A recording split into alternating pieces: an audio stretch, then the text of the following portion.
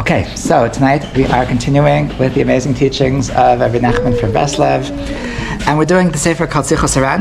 We're up to Torah Mem, paragraph 40, and tonight is an amazing teaching.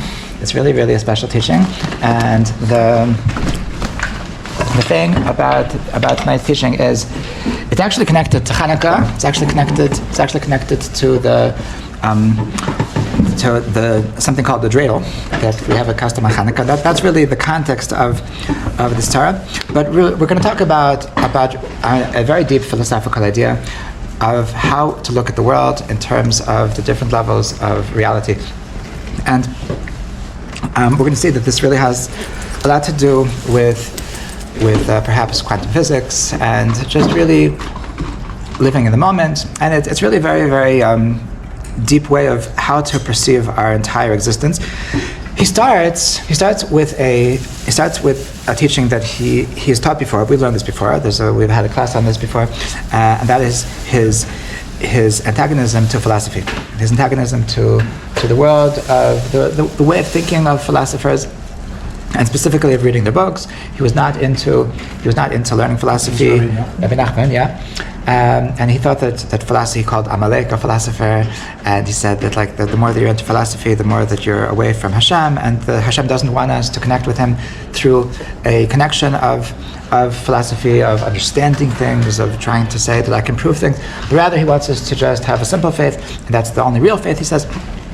And I often say that Rabbi Nachman was a self-hating philosopher because we're even going to see in this Torah but he says in numerous places, he says things like long quotes from books of philosophers that it's extremely clear that he had extreme exposure and extreme expertise in many books of philosophy, and it's from that place of being a philosopher that he said that it's all treif, it's all sheker, it's all nothing, and so he says he was warning us that you should really stay far away from all of these books, stay far away from all of these academic. I think the name of the class is Academia a Jewish Value? I think that's what I call the class, and so he was really against the way of thinking of academia, and so that's how he starts this Torah. It's a rather long Torah, so I'm not really sure what's the best way to present it. I think I am going to read through the whole thing just very quickly, and just to understand the flow. But we're going to have to do it rather quickly and not get bogged down on the words so much in order to understand the whole idea that he's trying to say. So he starts by going about his general warning about why it's so bad to learn philosophy. He says, he says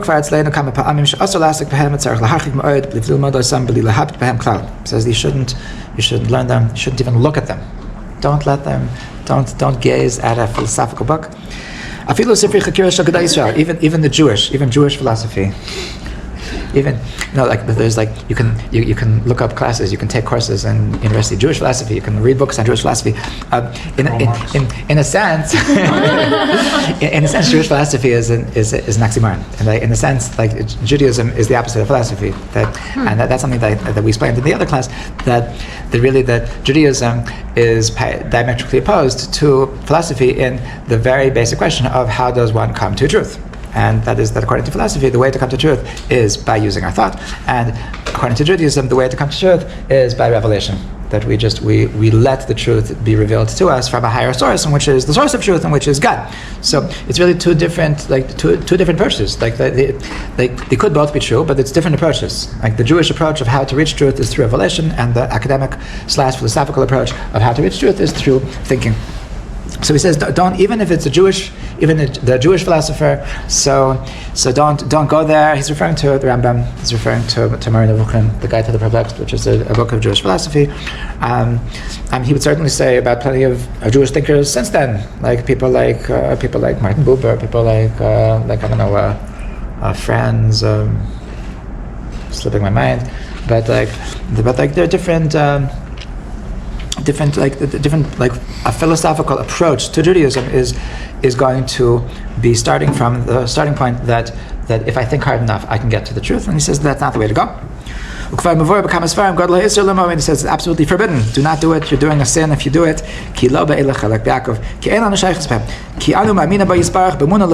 Because we just have faith in Hashem without researching it too much. Because Hashem created the entire world. And not only did He create it, but He sustains it constantly with His will. And thirdly, and not only that, but He's going to renew His world. Yeah. Do you agree with that? Of course. No, for sure. For sure. I don't. No Jewish philosophy? I think that what Rabbi Nachman was saying was that, I don't know if I were to say that it's absolutely forbidden to read them, like I myself have read them, and that it's clear that Rabbi Nachman himself also read them, but I totally agree with Rabbi Nachman that there's a very basic difference of approach, of how to come to truth, and the only way to really come to truth is by letting Hashem reveal His truth to you, and to have the humility to understand that we can't understand. And that's really the basic fundamental thing of why, like, the way of thinking of philosophy is treif. Yeah. I was just going to say, do you think people could argue that part of Revelation is like reading the Rambam, that helps find, like, you don't just like walk upon knowledge of Hashem, it takes cultivating, and like, I think maybe I agree that I think the philosophical like idea of like thinking and that you think that you can think about God so much that you would know God is probably wrong, but like maybe people use Rambam as like a way of cultivating that revelation. Maybe if it works for them, so good. It's sort of like backwards. It's because he's really not going from that place of revelation. So if you somehow get to revelation from the place of thinking logically, so then good. But you're saying that if your goal is to understand, so to really understand reality, to really understand Hashem, so just close your eyes and just allow Hashem to enter your consciousness, and that's really the only way to really get to know Hashem. It's like the real connection, real devotion, real revelation. Like that's the really only way to know. If you're like, just like, you ever have like that you get somebody's shidduch resume and like on paper he looks really good, and like just when you meet him, like the first moment that they're in his presence, so Rabbi Nachman is saying it's the same thing with Hashem. Like you can, like, all of philosophy is just like seeing what He is on paper, but when you're actually meeting Hashem, so then it's you can get so much more, and it's so much more accurate. Okay? So in a way, like, philosophy is kind of like you're coming with the approach of doubt. Like you're already approaching with doubt. There's no like even beginning, because you're already in. You're not like there for like just full. Absolutely. Like, yeah. So he says the Judaism as opposed to philosophy. So we know because we were told from our tradition that Hashem created the world. And how do you know? Because it says in the Torah. It says in the Torah that Hashem created the world. So now I know that Hashem created the Torah. And he's referring to a very many amounts of chapters in Moreh Nevuchim that he speaks about whether or not Hashem created the world. Because Aristotle believed that Hashem did not create the world, that it was just always there. The Rambam talks about that there's three possibilities. That's a very big wow, and that there's three possibilities philosophically that either Hashem created the world out of nothing, or that the world was just always there, or that there was this basic kind of matter that was always there, and from that Hashem created the world. There's three different philosophical approaches, and he deals with all, like, he deals with it logically, and he says that like what we'll decide whatever our logic dictates, and we'll deal with the psukim. Like the psukim says that Hashem created the world. Well, we can get ourselves out of that. The Rambam says, and so the Rambam, Rabbi Nachman, says on the other hand that like we're good. We have a Torah. Thank God. They give us a Torah. Give us Moshe Rabbeinu. Moshe Rabbeinu told us Bereshis bara Elokim. So I guess that Hashem created the world because it says Bereshis bara Elokim, and it's a different approach to how to decide these things. So he says, and then he says, "V'derech elu svarim lahakshos kushos shneim kekushos gedolos v'hateres cholosh ma'od mishra ask v'yayus lahakshos l'hateres yachal hakshos v'liyal l'hateres can also lie in behem klal." He says it's very confusing. That most definitely, if you read philosophical books, you will absolutely get confused, and then you'll eventually lose faith in anything and start doubting everything. Like you said, there's a basic element of doubt in philosophy, and if you learn enough philosophy, then you'll just become to be critical about everything and think that you don't really know anything at all. He says it's just trust me, it's just a bunch of shtusim. And now he says something very, very fascinating. That's actually we'll only understand at the end of his piece why he brings this in right now. He says this fact that we see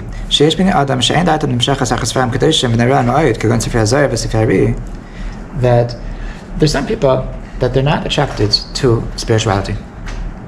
There's some people that they're dafka attracted to philosophy, and if you say that I'm here, you want to come with me to a class in Nachlaot about spirituality, so they say, no, I'm not such a spiritual person.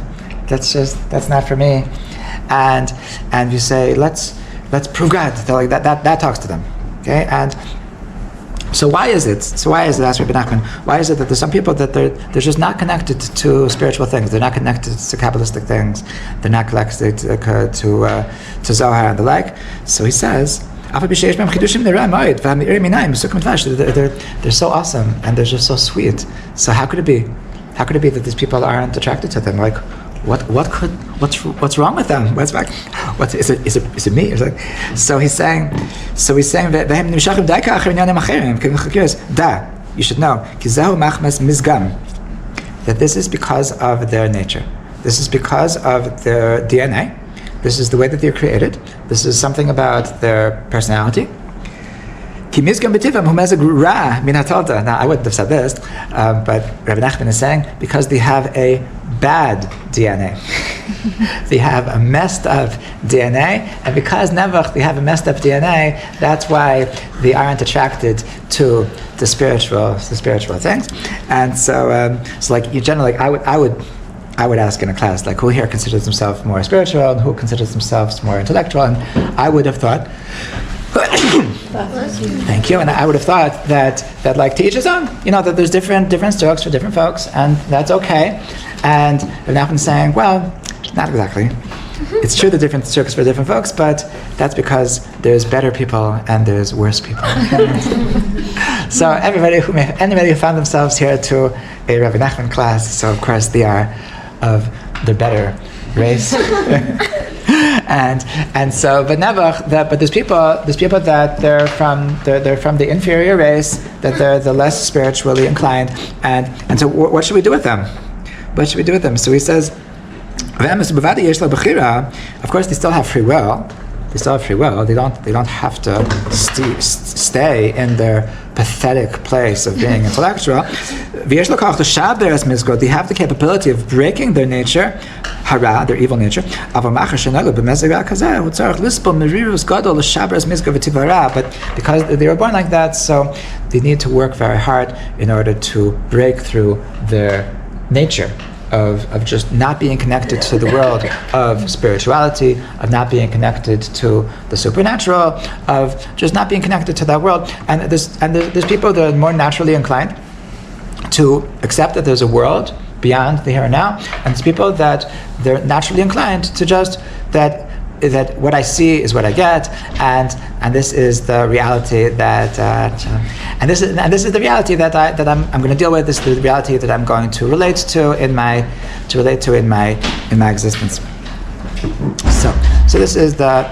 So he says that there's different kinds of people. There's people that were created more intellectual, and they have to work harder. They have to work harder in order to break through, in order to facilitate, to cultivate a spiritual aspect of themselves.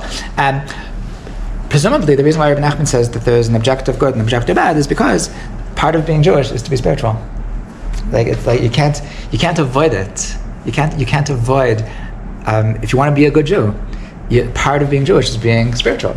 I told you before about this particular super intellectual, that because of his intellectual capabilities and interests and attractions. So he became a Rambamist, and because he became a Rambamist, so he decided that it doesn't make sense to him, quote unquote, that God really answers our prayers, or that God listens to our prayers, and because he's come to the belief that God doesn't really listen to our prayers. So, of course, when it comes to prayers, so he's going to do that as quick as he can. And so everybody knows that whenever you want davening to be in 15 minutes flat, so call on him to be chazan, and he zips through because he doesn't really believe it. Of course, because he's so super intellectual, so he's also capable of reading extremely quickly, and so he's able to get through it. And so, that's obviously not being a good Jew.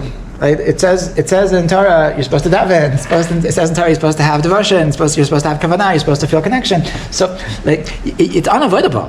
It's really you can practically avoid it, but it's if you want to be a good Jew, if you want to follow the instructions of what it means to be Jewish. So part of Judaism is being spiritual. So that's why Rabbi Nachman says that it's just it's an unfortunate reality that some people are born with this lack of inclination, this lack of connection, lack of attraction to the world of spirituality, but it's something that they need to work on. It's something that they shouldn't just accept, and they should realize that it's a problem. So now he comes to his main point, and that is that if you learn philosophy, so this is another hint that he was an expert in philosophy. So he says if you learn their books, so they have nimtza b'sefrim kushiyot al seder abriya mazacha koichav lias koichav mazal lias mazal, that they have questions on the different parts of reality. How was it that this star was able to become that star? How come the star was a star? How come this constellation was the constellation?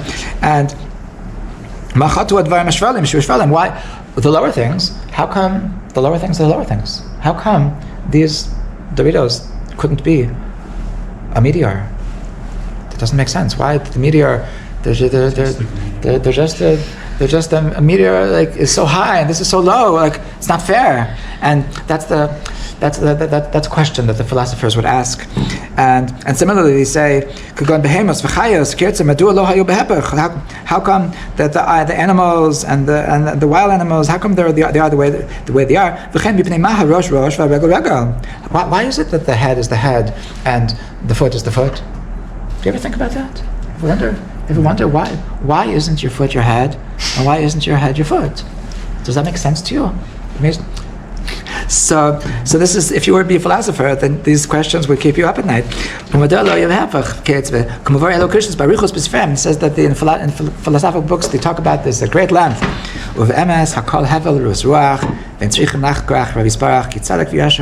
Really, we should just trust Hashem.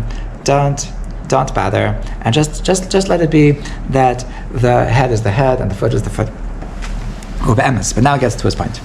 What is the problem? What is the defect in this way of thinking of the philosophers? The entire reality is a big wheel, a wheel that goes around. It's called a dreidel. At the bottom it says, for those that didn't grow up in America, Sivivon. This is the dreidel that we play with on Chanukah. And what is the secret of dreidel? That everything goes around and around and around. Everything is constantly spinning. And a person can turn into an angel, and an angel can turn into a person. And a head can turn into a foot, and a foot can turn into a head. וכן כל הדברים שבעולם, כולם חוזרים חלילה, מסגלגלים ומסהפכים מזה לזה ומזה לזה, מעליון לתחתון, מתחתון לעליון. It goes from the top to the bottom, from the bottom to the top. כי באמס, בשורש, הכל אחד. Because in truth, in its root, everything is one. Everything is one. This is insane. Okay? So this is his critique on the basic tenet of philosophy. The philosophy is saying, why is the head and why is the foot the foot? Why is the meteor and why is the Doritos the Doritos? Why isn't the opposite? And so Rabbi Nachman is saying, no, you don't get it. For now, the Doritos is the Doritos, but come back tomorrow and the Doritos is going to be the meteor and the meteor is going to be the Doritos. and everything in reality is constantly a galgal chazer. Everything is this constant wheel, this constant spinning of reality, and everything is in constant movement. Everything is in constant switching. So now he gets a little bit more into detail. Ki yesh nivdalim. There's different parts of reality. Yesh nivdalim. There's things which are nivdal means separate, and he calls that haino malachim. The angels, they're the part of reality which is called nivdal. Shem, that they're not at all physical. Vish galgalim. Then there's galgalim. That's the solar system. The solar system is it's a little bit physical, but it's not as physical as the Doritos. That they have some kind of mass, but their mass is a little bit more refined. Like I would assume that he's talking about like the stars, that it's really just energy, okay? Or like there's like the planets that are made of gas and things like that. And then there's the lower reality, the lower world, which is the physical world, which is the world that we're familiar with. That completely physical, completely materialistic.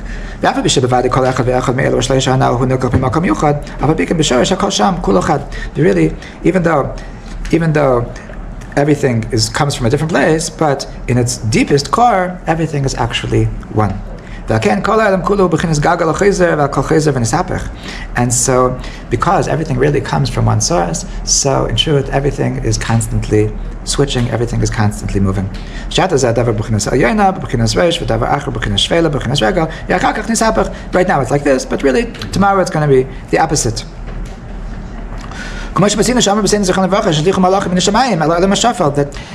So now he gives some examples that it says in Chazal that based on the psukim in the beginning of Bereshit, that it says that Hashem took angels and they threw them down into this world. And when Hashem threw the angels down into the world, they became human. They became physical. They attained the form of human beings. So you can turn from an angel into something with flesh. Okay? It's possible to be from up to down.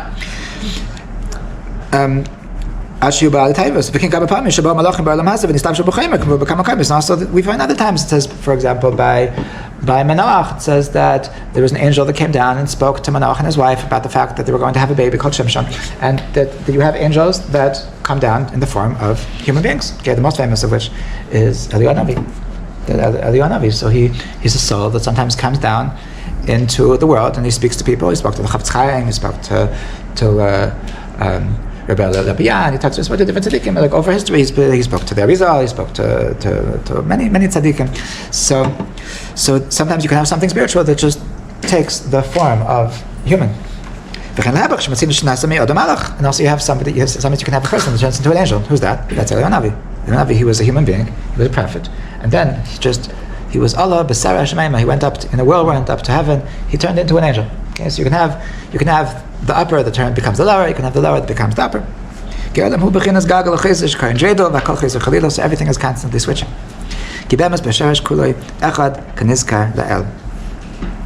Okay,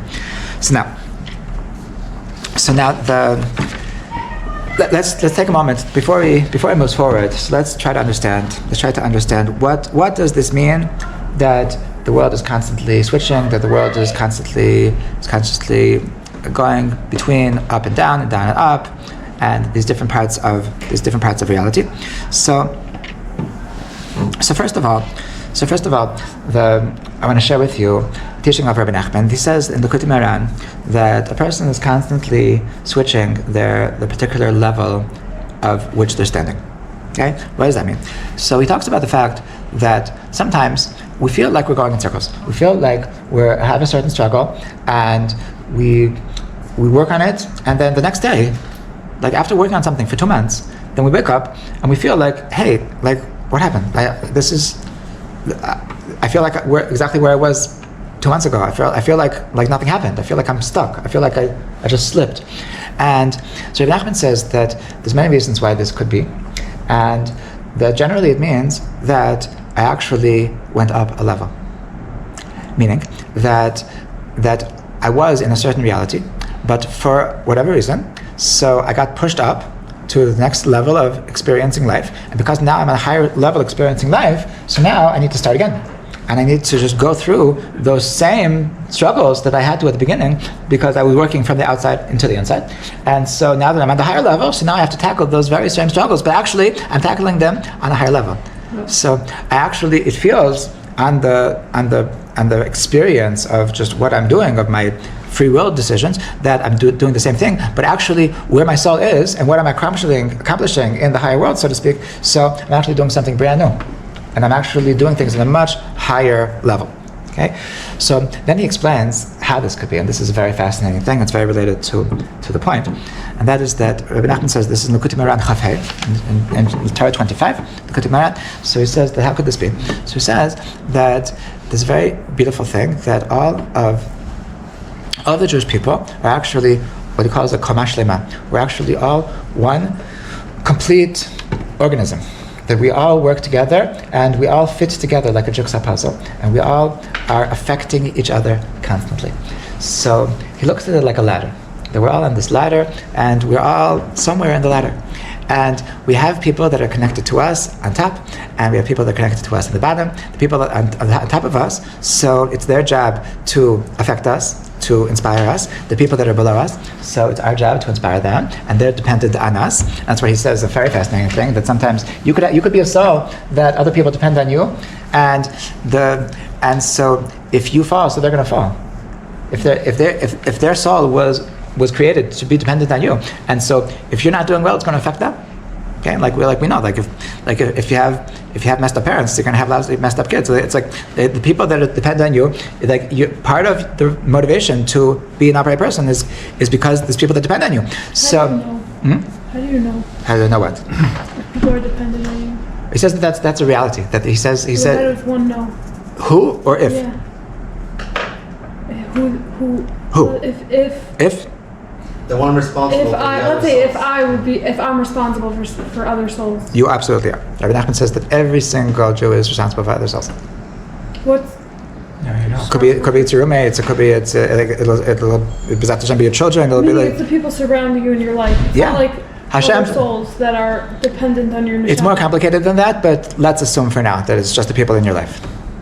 That like the people around you that by definition are being affected by you, and therefore that they are considered that under you in a certain sense, and you're also under them in a certain sense. Okay? But we're constantly affecting everything around us, and so therefore he says that sometimes you can have somebody who's under you that does something awesome, and so then they jump up. So because they succeeded in their mission, so then they jumped up to a higher level, and so because nobody can be on the same two levels, so if you are now you're on the level that they jumped up to, so now what happens? You get pushed up. So sometimes a person can jump up a level not because of anything they did, just because the person under them just happened to do something good. So now you just wake up one morning, it could even theoretically be in the middle of the day, and you're just in a new spiritual reality. You're in a new spiritual experience, and now your mission has shifted. Your mission in life, what you need to do is now like something on the spiritual realm changed, and now what you're doing is something else. You're on a different dimension, on a different plane. This is true. This is true regarding time as well. Like some people, they're frustrated with the fact that with davening, they're frustrated with the fact that we go through the motions every day. We do the same. We say the same words every day. Put on tefillin every day. And so, what's up with that? Like, why isn't it enough? Why isn't it enough to just put on tefillin once? And my wife told me that there's a person that she's working with in work that after that every day on the way to work he passes this Chabad guy, and he says, and like they always ask him, hey, do you want to put on tefillin? And he says Kfar nachti, like I put on already. And so one day they told him, you know, I got to give it to you. I'm so impressed that like a person like you don't wear kippah, you have all tattoos, and like you don't look like a person that would put on tefillin every day. And like every single day, I'm just like every day, like I ask you for one put tefillin, you say you already put it on. I got to give it to you. And he looks at them and he says, I don't know what you're talking about. When I say hinachti, I mean the hinachti of my bar mitzvah hinachti.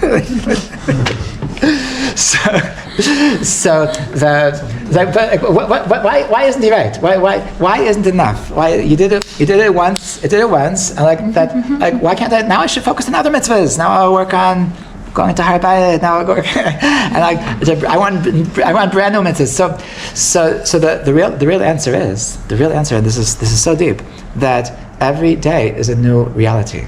That today has never existed and never will exist again, and when I'm living through my life today, this is a life experience that has never existed, because now I'm with a different reality. That the time that I'm in is an actual time that has never existed before. Now, in Kabbalistic terms, so the way that they explain it is that there's different ways that Hashem expresses himself. There's different names of Hashem that exist in every moment of the day. This is related to something that we have on Rosh Chodesh, that in the many Sidurim, so they say that every Chodesh there's a certain way to spell God's name. And it says you're supposed to think that, you're supposed to look at that letters of the way, that organization with the vowels, that when you say Baruch Ata Hashem, Mekadesh Yisrael V'Rashei Chadashim, so when you say Hashem's name, you're supposed to look at this new configuration of Hashem's name, because that is the configuration of God's name that is prevalent during that particular month. So on the same terms, so every day there's a different way of Hashem's name being expressed in the world, and in the same terms, every hour, every moment, there's a different configuration of Hashem's name being present in the world. So every moment there's actually a different way that the world is relating to God. And there's different tikkunim, there's different ways of rectifying the world, and we're constantly doing something brand new. Because God's relation to us, God is revealing himself to us in a brand new way that has never been revealed before. I'm serving a God that I've never seen before. I'm living in a reality that's never existed before. So, just like everybody understands that, every day, the fact that you got dressed yesterday doesn't mean you don't have to get dressed today. The fact you took a shower yesterday doesn't mean you don't have to take a shower today. Now I have a new mission. Of course, I have to show up completely. I have to show up my best. And part of my serving God with this new reality that I've never met before, so it's put on film. It's to daven. It's to go to. This is a davening that has never existed in the history of the universe, and never will exist again in the history of the universe, because there's something very, very present about right now. And I don't know if I ever told you before that there was once I was at the kotel, and I was frustrated about specifically at this point. I was frustrated about the fact that I felt like I'm going in circles. I think it was before Rosh Hashanah, and I was feeling like every year, I feel like I'm going through the same motions and working on the same things, and I don't feel like I'm getting anywhere. And so there was a tzaddik there at the kotel. His name is Rabbi Yaakov Adis. Yeah, he's a very he's an interesting character, and he likes to hang out at the kotel. And so I went over to him and I said, could I ask you a question? I told him this is frustrating. This is what's bothering me. He told me something very deep. He said that you think that you're just going through the same thing, but the truth is that every day that you're struggling from a different place. Because the fact that you're a year older than you were a year ago, so now you're in a different place in the universe. Now your soul has expanded, your soul has advanced, and now you're in a different place, and the fact that you're fighting these things now, it's completely brand new. It's nothing to do with the fact that you were fighting these struggles a year ago. Okay, so this is this idea that constantly we're moving through life in an upward spiral, and there is no connection between today and yesterday. Everything is actually brand new. So this is the first idea. The Rebbe Nachman can't stand this philosophy of why is it that this is this and that is that. And the Rebbe Nachman sees, this is why I think that Rebbe Nachman brought up in the beginning that we believe that Hashem created the world, and He sustains the world, and He will renew the world when Mashiach comes. Now, what's he trying to say? That we said before that Aristotle believed that the world always existed. Okay, meaning that Aristotle believed that for all eternity, since that take a picture, take a look at the trees, take a look at the desert.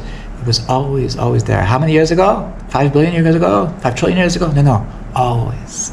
There was never a point of time that there wasn't. It's always the way it was.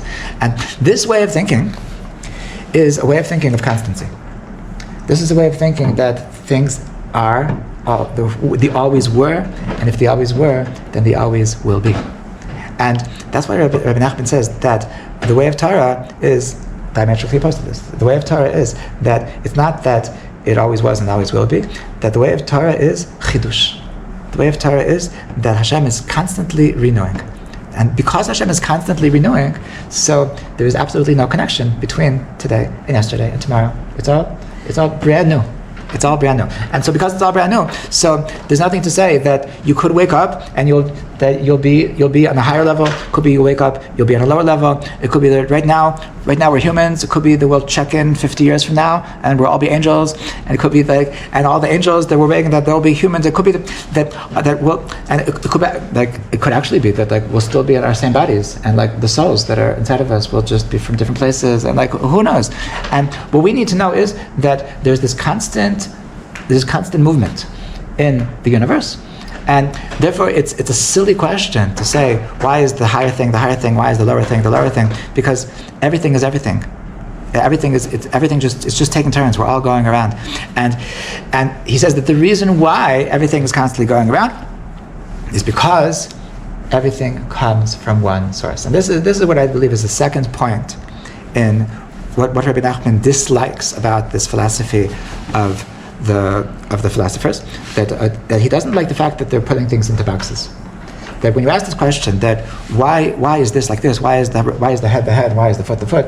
That part of that is compartmentalizing things. That putting things into boxes, and that is antithetical to believing that God is running the world. So now what does this mean? So basically, I once read this book by Rav that I used to be his neighbor in Givat Shaul. His name is Rav Moshe Schatz, and he's a big Kabbalist. He taught Rav Shmaya Morgenstern Kabbalah many years ago, and he's actually not doing well right now. He had a stroke a couple of months ago, so it should be a refuah shlema for him. And so he wrote a book. That before he was a Kabbalist, he was a physicist, and he wrote a book connecting quantum physics and Kabbalah. And I don't remember the name of the book, but one of the things that I remember is that how different things the quantum physics revealed can actually find their sources in the Kabbalah of the Rashash. And one of the things that I recall, it was many years ago, it was like I read this book like 20 years ago and I haven't seen it since, but one of the things that it talks about is that there's something called half-lives in radioactive elements, that there's a certain amount of time that the amount of atoms in a certain pile, so in a certain amount of time, it will always be half that amount of atoms. So he asked a very simple question, and that is that how exactly does this work? You have, let's say, 1,000 atoms in a pile. So we know that in, let's say, just in half an hour, so we know that it's going to be only 500, it's not going to be 1,000. So the 1,000 atoms that are here, so how do they decide exactly which ones are going to explode? Which ones are going to go to the outside of the pile and just go into thin air? That how do they're like, are they counting? Is there like some referee that says, okay, now you guys come, okay, you stop? Like how exactly it's just a pile of atoms. How could it always be that it's precisely from 1,000 to 500 if every atom exists in and of itself, completely independent of the others? So how could it be that it's precisely half every time? So he says that we see from here that somehow there's some element of communication going on between the different atoms, and this is something that he says is an idea in the Kabbalah of the Rashash, that he calls this his kashrus, that there's this kashrus of all of the different worlds, which is precisely what Rabbi Nachman is saying, that there's like the high worlds and the low worlds, they're all everything is interrelated and everything is interconnected, and so this is connected to another idea that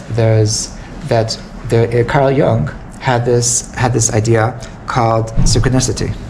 That this is how he understood what we call hashgacha pratis, what we call serendipitous moments, that things just work out. And so, like Jung's one's most famous example that he would talk about, because it was something that he experienced, was that he was speaking to a certain patient about a beetle, about a kind of beetle that he was having some something with and some experience with. And as they were speaking about this particular kind of beetle, it's a very rare kind of beetle, as they were speaking about it, so the beetle flew into the office. And so he took this to mean that there's some kind of connection between the world of the shfalim, of these lower worlds, and the higher worlds, meaning the worlds of humans, that world of communication. And somehow, when people are talking about something, people are thinking about something, so somehow the lower worlds are tapped into that. And that would cause that just by talking about something, that will cause it to come into our conversation. Okay, so on a certain level, so what Rabbi Nachman is saying is that because everything is interconnected, so I have there's a piece of me and you, and there's a piece of you and me, and we're all really connected. It's not just people, it's not just Jews, it's all elements of reality, from the lowest of the low to the highest of the high, from the angels to the floor, to the stones, and everything in between. We all have pieces of each other in each other, and this is a very Kabbalistic idea, because we know that all of reality is divided into different sefirot, and so we say on Tzvira Saimer that there's the Chesed, which is the higher sefirah, and there's the Malchut, which is the lower sefirah, but that there's also the Malchut Sheba Chesed, and there's also the Chesed Sheba Malchut, and really there's elements of the higher worlds in the lower worlds, and the elements of the lower worlds in the higher worlds, and everything is actually connected. So of course nobody is standing alone, and so of course that in the higher worlds, so if I'm having some kind of pain in the lower worlds, so then somehow the higher world is affected by that, and vice versa. So we're actually all connected, and so because we're all connected, so of course, like sometimes I'm going to be able to actualize my higher self, and sometimes going to be actualize my lower self, and we're constantly in this wheel, this carousel of going around and around, and just sometimes we're going to get off at this stop, and sometimes we're going to get off at the other stop. Okay, so now you can. Rabbi Nachman continues. And this is why is this? Why do we? So if this is why is this connected? He didn't explain yet why this is connected to dreidel and why we do this on Hanukkah. So he starts like this, because Hanukkah is bechinas Beis Hamikdash. Because Hanukkah is the celebration of the Beis Hamikdash. Why is Hanukkah the Beis Hamikdash? Because what are we celebrating? We're celebrating that the Beis Hamikdash, the second temple, was desecrated, and we're celebrating that it was re-inaugurated. So Hanukkah is about the Beis Hamikdash. Ve'ikir b'nei Beis Hamikdash hu b'china hanal, b'chinas galgal hachazer. And the Beis Hamikdash was all about this spinning wheel, about the fact that things are always in movement. Because in the Beis Hamikdash we found that the higher things are in the low, and the lower things are in the high. Why is this? First of all, because Hashem is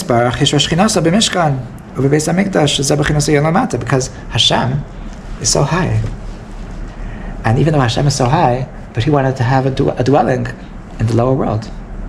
That's awesome. How does that make any sense? Hashem is so up there, and yet Hashem wants to be down in this world. So first of all, the Beis Hamikdash represents that the higher come down to the lower. And also he says, and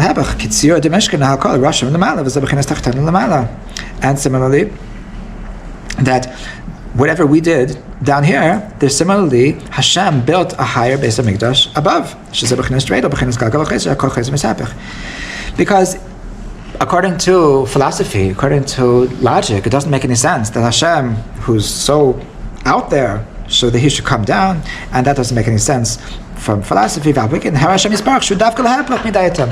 of what Hashem was trying to do by having a Beis Hamikdash is to show all of these philosophers how empty their understanding of reality actually is.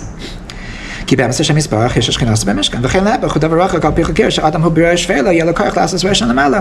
make any sense that what human beings do down here makes a difference in the higher worlds? That also doesn't make any sense. And that's that the lower things go to the higher worlds. And similarly, he says that we bring a carbon, that a carbon is going to Hashem, that we bring something physical and give it as a present to Hashem. That doesn't make any sense whatsoever. So we see that Beis Hamikdash is the expression of that the alyanim lemata, that the higher things are lower and the lower things are higher. Okay, so now what does it have to do with dreidel? So what are the letters on the dreidel? Nes Gadol Hayasha, right? That we have a nun, we have a gimel, we have a nun, a shin, and a he. So he says, so we're talking about so far that there's a shafel, there's a shvalim, that there's the world, that's shin. And then there's the world of the solar system, that's the galgalim, that's the gimel. And then we have the nivdalim, which is the world of the angels. Okay, and that's the nivdalim is the nun. And so then he says there's also a fourth level, and that is the hiyuli. Hiyuli is the source of everything. Hiyuli is something in between the infinite, God himself, and the creation. Okay, even the most spiritual creation, like the angels, but there needs to be something in between the infinite, the creator, and the created, and that in between thing, that's called the hiyuli. Okay, so that's the hay.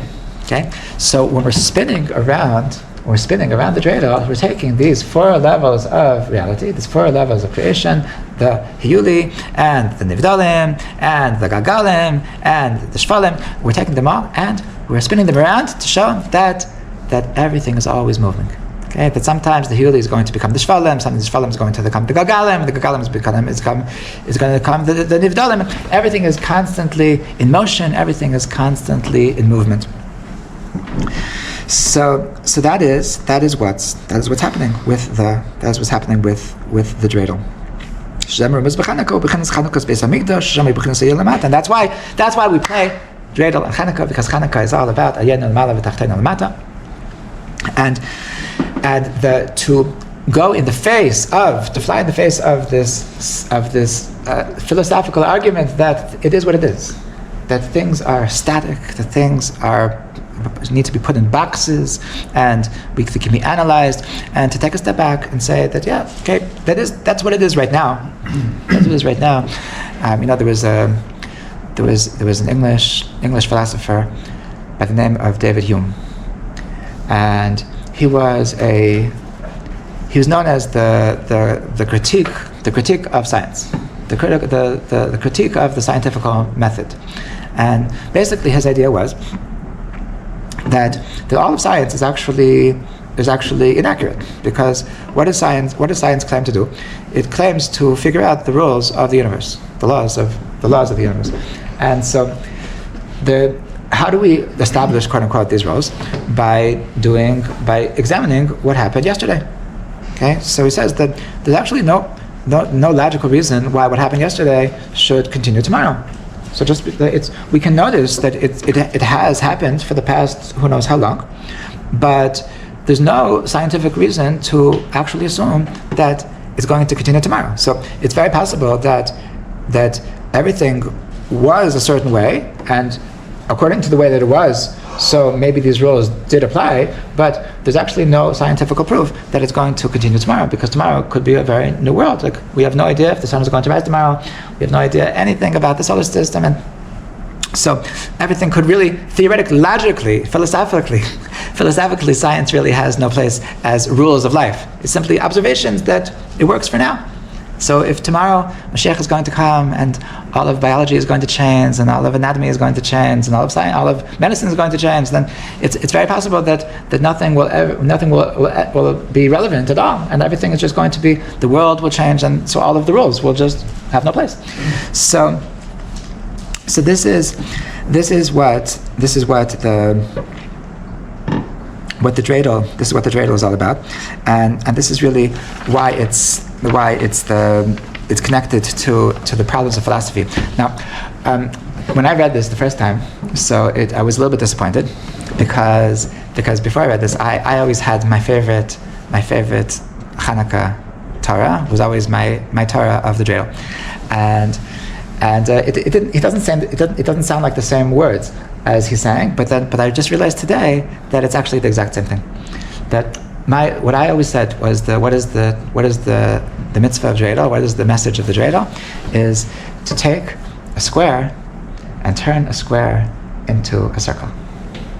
Okay, and so the idea was that you have people who are square people, They're people who are very into walls and very into rules and very into that this is the way it must be, and that's the world of science. That's the world. The square people are very into like it needs to be just like this, and when you're rigid, so then you like laws, and like the world of creativity, that doesn't talk to them, and so the world of miracles. Hanukkah is the holiday of miracles. So the holiday of miracles, we're celebrating the fact that the laws don't have to matter. It could be that usually that there is rules that if you only have enough oil for one day, that's going to last for one day. But that's only a suggestion. That there's exceptions. There's exceptions. Sometimes nature doesn't have to work. Sometimes things can just be fine. And so Hanukkah is all about the fact that the laws of nature are just a suggestion. And so that's what it means to turn a square into a circle, which means that all these people, that their mentality is mentality which is based on rigidness.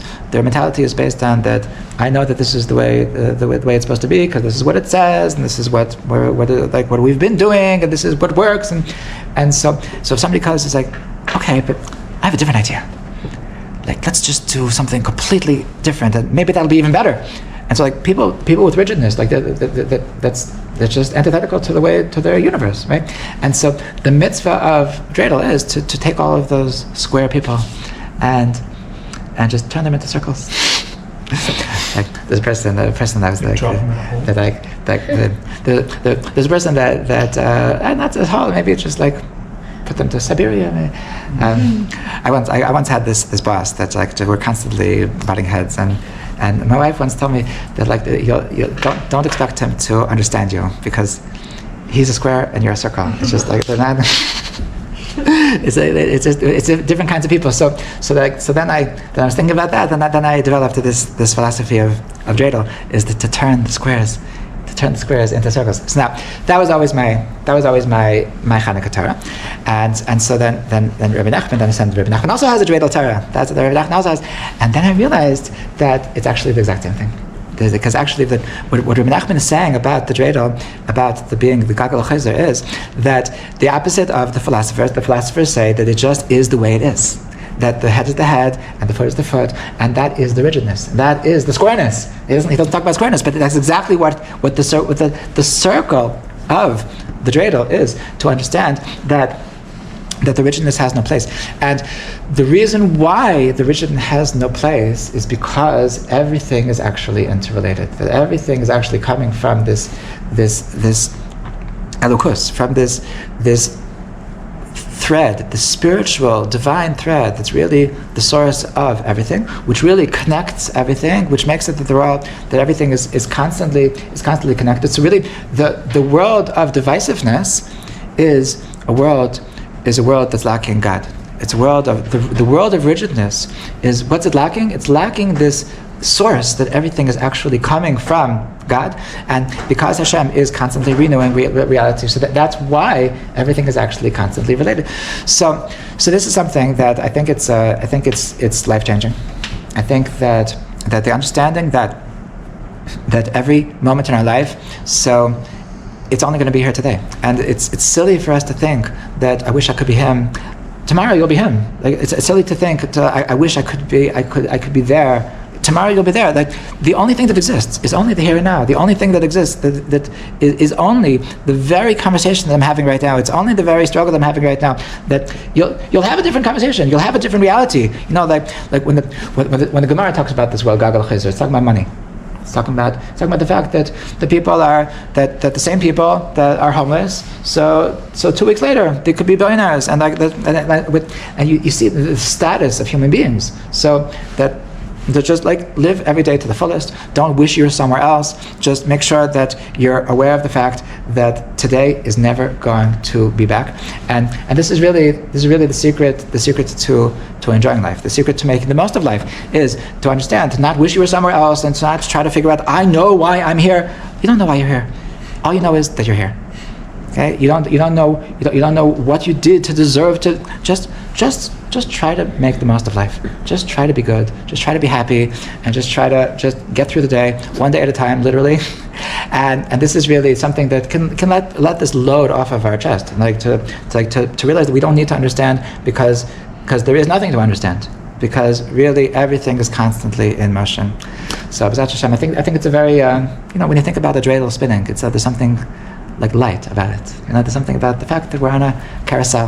Like there's something very very calming about the fact that we're all constantly in this circle. And so I think that the more that we can adapt this way of thinking, as we're coming into the way of thinking of the Beis Hamikdash, of this understanding that there's a deeper reality that's permeating the universe and can really give us a lot of calm in our lives. B'ezrat Hashem.